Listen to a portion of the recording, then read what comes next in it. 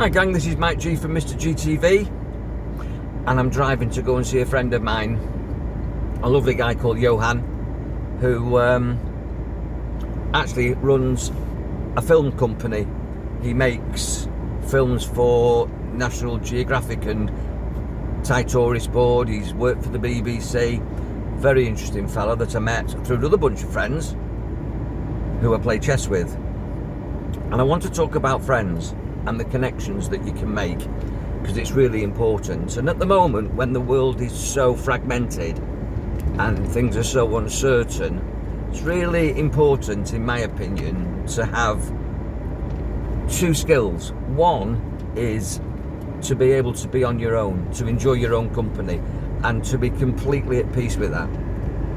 To make friends with yourself so that you can have your own time. You need to be able to rest and restore and contemplate and meditate and energize yourself as well.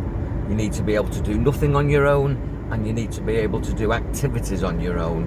And it's interesting that quite a lot of people don't like their own company, which suggests to me that they don't like themselves. And whether or not that's because they've just not trained themselves, they're not used to it, or whether they're lacking in confidence, I think it's unique to each individual. But I work with a lot of clients and students who find it very challenging to be alone. When you are not comfortable on your own, it puts you into the disadvantaged state of being needy of somebody else's support. And when you're needy of somebody else's support, in the absence of it, you settle for friendships and relationships that you wouldn't necessarily choose. It's just that you prefer to have somebody than nobody, so you settle. And quite often you settle for second or third best, which isn't good enough.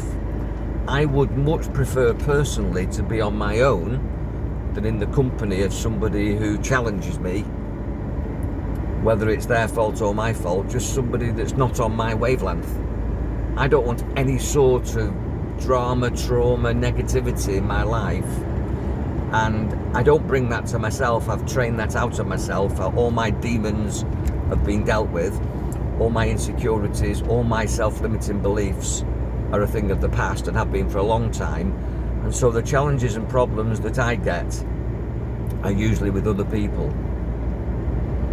So get used to being on your own, and also get used to doing things on your own, researching for yourself how to do things, being independent of needing other people to do things for you. Because if somebody else can do something, why can't you?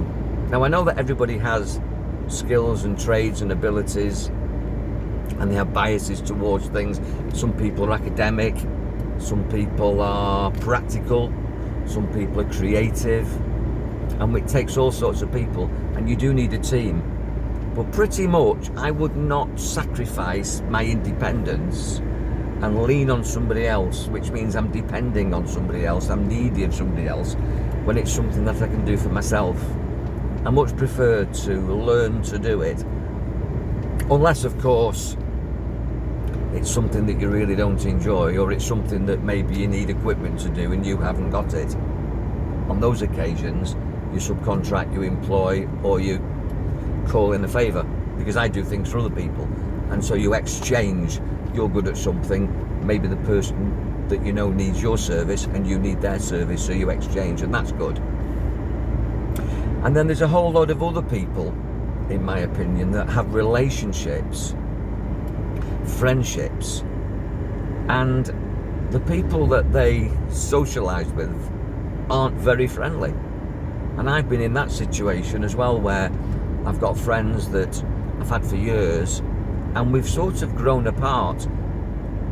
I've also got friends that I've had for years, and being apart hasn't made a jot of difference. We can phone each other up once a year, once a month, once a week, every day, and we just sort of pick up from where we left off. They've got no agenda. They're just happy to see me. They're happy to be with me, and I'm happy to see and be with them. And as I say, quite often now at the moment, a lot of that is being done for me because I'm in Thailand.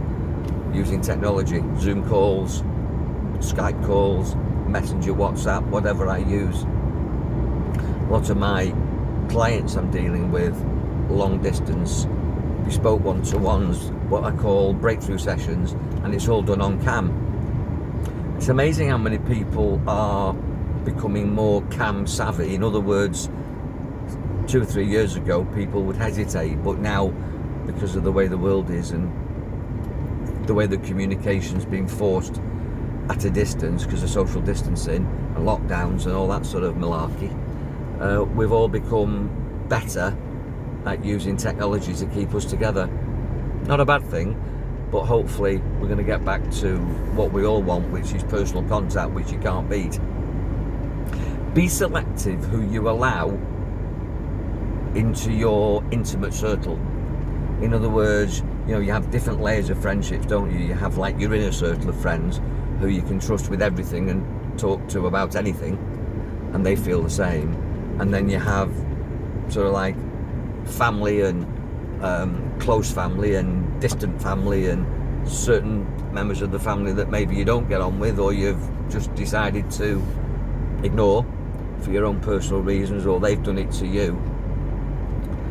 But I think it's good to know who your network is, and within your network of friends and family, loved ones, near and dear, and those that you just see occasionally, make sure that you set boundaries. Make sure that all these are beneficial to you. If friendships and relationships don't serve you, ask yourself, do you really need the drama?